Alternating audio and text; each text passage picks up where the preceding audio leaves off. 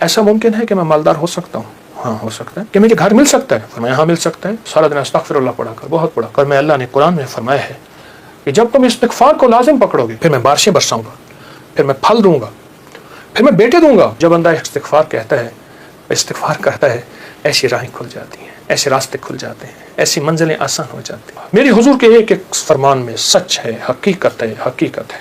اگر زندگی کے سبق میں آگے بڑھنا ہے، کامیابیاں آگے اور سبقت لے جانا ہے تو ان فرامین پہ عمل کریں. یہ جو چھوٹی چیزیں میں نے آپ کی خدمت میں عرض کی ہیں ان پہ عمل کریں. آئیں پھر ایک اور چیز بھی تحفہ دیتا ہوں.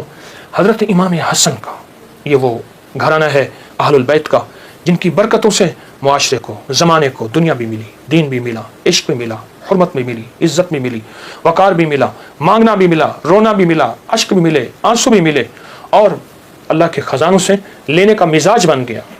اللہ سے لینے کا مزاج انہوں نے بنایا. امام حسن بیٹھے تھے جو حضرت امام حسین کے بڑے بھائی تھے رضی اللہ تعالیٰ عنہ، سلام اللہ رضوان اللہ تعالیٰ علیہ اجمعین. تو آپ کی خدمت میں ایک شخص آیا، کہا کہ فصل جو ہے وہ میری بہت زیادہ، اس کے کھجور کی بارش ہی نہیں ہے، اور میں نے کچھ جو بھی ہوئے ہیں، کچھ فلاں چیز ہے، بارش ہی نہیں ہے، بارش کی دعا فرما دے.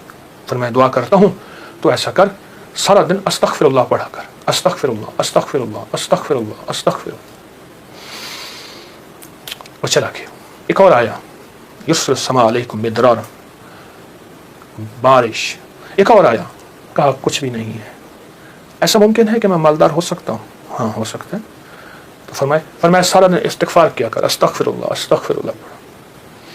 ایک اور آیا، کہا گھر نہیں ہے، جھونپڑا بھی نہیں ہے، کہ مجھے گھر مل سکتا ہے؟ فرمایا ہاں مل سکتا ہے. فرمایا کیا؟ میں استغفار کیا کر، سارا دن استغفر اللہ پڑھا کر، بہت پڑھا کر. ایک اور آیا، اس نے کہا میں چاہتا ہوں میرے باغ ہوں اور میں باغات کا مالک ہوں، مجھ جیسا فقیر تنگ دست ایسا ہو سکتا ہے؟ میں ہو سکتا ہے.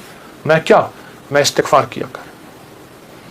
جو سائل آ رہا تھا اس سے استغفار بتا رہے تھے. جب سارے سائل چلے گئے تو غلام نے پوچھا، آقا آج آپ نے ہر بندے کو استغفار ہی بتایا ہے، کیا وجہ ہے؟ اور میں اللہ نے قرآن میں فرمایا ہے کہ جب تم استغفار کو لازم پکڑو گے، جب استغفار کو لازم پکڑو گے پھر میں بارشیں برساؤں گا، پھر میں پھل دوں گا، پھر میں بیٹے دوں گا.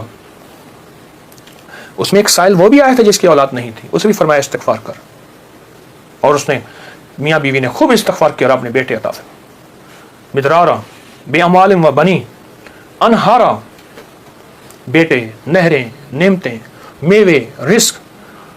استغفار. اچھا استغفار سے مراد کیا ہے؟ استغفار، میں کسی ملک کے ایئرپورٹ پہ جا رہا تھا تو ایک صاحب نا 4 ویل والا وہ بڑا سا وہ تھا بریف کیس، اس کے ہینڈل سے اس کو چلائے جا رہے تھے ایسے خوب تیزی سے، تو ایک دم فلائٹیں نکل رہی تھیں، راستہ تھا، تو ایکسکیوز می ایسے کرتے نہیں یوں نکل رہے تھے. تو مجھے استغفار یاد آیا، اور ایکسکیوز می کہتے تھے نا، لوگ راستہ دے دیتے تھے. اچھا، جب بندہ استغفار کہتا ہے، استغفار کرتا ہے، ایسی راہیں کھل جاتی ہیں، ایسے راستے کھل جاتے ہیں، ایسی منزلیں آسان ہو جاتی ہیں. کیوں؟ اور میں تم سارے کے سارے خطا کار، آقا کا فرمان ہے، مفہوم ہے، اور بہترین خطا کار وہ ہے جو توبہ کرنے والا. استغفار کے معنی یہ ہے کہ اللہ میں اعتراف جرم کرتا ہوں، اعتراف جرم کرتا ہوں. ہمارے یہاں ایک گھر کے قریب نا ایک دوسری گلی میں آرا مشین تھی، یہ لکڑیاں کاٹنے کی. تو اس کا ایک ٹریکٹر ڈرائیور تھا، پرانا روسی ٹریکٹر تھا جو بڑے بڑے تنے اٹھاتا تھا اس کے درختوں کے. تو ڈرائیور جو تھا وہ ہمیشہ جو ہے وہ گاڑی اپنا ٹریکٹر درمیان میں چلاتا تھا، کبھی دائیں بائیں اتارتا نہیں تھا. پھر لڑائیاں بھی ہو جاتی تھیں، جھگڑے بھی ہو جاتے تھے، مار کٹائیاں بھی ہو جاتی تھیں. وہ ڈرائیور میں نے دیکھا ہوا بیچارہ ایک حادثے میں فوت ہوا. اچھا اس کے مزاج میں ایک عجیب بات تھی، وہ نا جاتے ہی لڑائی کر لیتا تھا، جھگڑے کر لیتا تھا، کبھی ٹریکٹر کا ویل نیچے نہیں اتارتا تھا. جھگڑا کرنے کے بعد، سارا کچھ کرنے کے بعد وہاں پہنچتے اپنی قمیض اتارتا تھا، پولیس والوں کو کہتا تھا، تھانے والوں کو، یا جہاں کہیں اس کو لے جاتے تھے انصاف کے لیے یا جھگڑے کو ختم کرنے کے لیے، کہتے مجھے مارے، میں مجرم ہوں. وہ کہتے بات کیا ہے؟ کہتے مارے، میں مجرم ہوں. اب وہ کیسے مارے؟ بات تو سنیں. اچھا وہ بات تھی ایسی کہ اس کو مار پڑنی تھی. جب وہ کہتا تھا مجھے مارے تو مار پڑتی ہی نہیں تھی. کیوں؟ اس نے آتے اعتراف جرم کیا. جو استغفار کرتا ہے وہ سارا دن جرم کا اعتراف کرتا ہے، مولا میری تنہائیاں بھی داغدار ہیں، میری آنکھیں، میرا دل، میرے جذبے، مولا میرے دن رات سارے داغدار ہیں. مجھے اپنی پستی پہ شرم ہے، مجھے اپنی پستی پہ شرم ہے. تیری وسعتوں کا خیال ہے، اور اپنے دل کو میں کیا کروں، اس سے پھر بھی شوق وصال ہے. یاد میں تیری سب کو بھلا دوں، کوئی نہ مجھ کو یاد رہے. کچھ تجھ پہ سب گھر بار لٹا دوں، خانہ دل آباد رہے. نظر سے اپنی سب کو گرا دوں، فقط تجھ سے فریاد رہے. یار رہے یا رب تو میرا، اور میں تیرا یار رہوں. ہر وقت ذکر و فکر میں تیرے مست رہوں، سرشار رہوں. ہوش رہے نہ مجھ کو کسی کا، مگر میں تیرا ہوشیار رہوں. ہاں، یہ استغفار ہے کہ مولا مجھ سے بڑا کوئی دنیا میں مجرم ہے ہی نہیں. میں نے اپنے جرم کا 100% اعتراف بھی کرتا ہوں. مجھ سے بڑا کوئی مجرم نہیں. جب بندہ اس جذبے پہ آتا ہے، پھر اللہ کے خزانوں سے اس کے لیے حیرت انگیز برکت، رحمت، رزق، عزت، وسعت، عطا، شفقت اور رحمت کے دروازے کھلتے ہیں.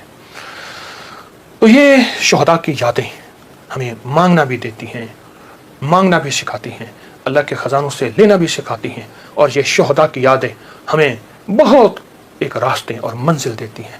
آئیں ہر سال، وہ کیا، مانگنے والے، سجدے نہ چھوڑنے والے، ان شہداء کی یادوں کے لیے، ان شہداء کی یادوں کے لیے، ان کی زندگی، ان کی سچی راہیں نہ چھوڑ کر اللہ کو منانے والے، دعائیں مانگنے والے، غریبوں کا خیال کرنے والے، استغفار کرنے والے، نفل پڑھنے والے، سجدے کرنے والے، اور حقوق کا خیال کرنے والے، حلال حرام کی پہچان کرنے والے. ایک طرف حرام ہے اور تخت ہے، ایک طرف حلال ہے اور خون کی ندیاں ہیں. تو پھر خود فیصلہ کرنا ہوگا کہ حسین نے کون سا فیصلہ کیا تھا، اور یزید نے کس کا فیصلہ کیا تھا. اور یزید نے تخت کا فیصلہ کیا، اور حسین نے شہادتوں کا فیصلہ کیا. ان کے فیصلے غلط نہیں تھے، وہ فیصلوں میں سچے تھے. وہ ہمیں ایک زندگی دے کر گئے ہیں. مجھے بھی، آپ کو بھی، مجھے بھی، آپ کو بھی اس زندگی کو سوچنا ہے، اور اس زندگی کو سوچ کے آئندہ کے لیے اپنا لائے عمل قائم کرنا ہے.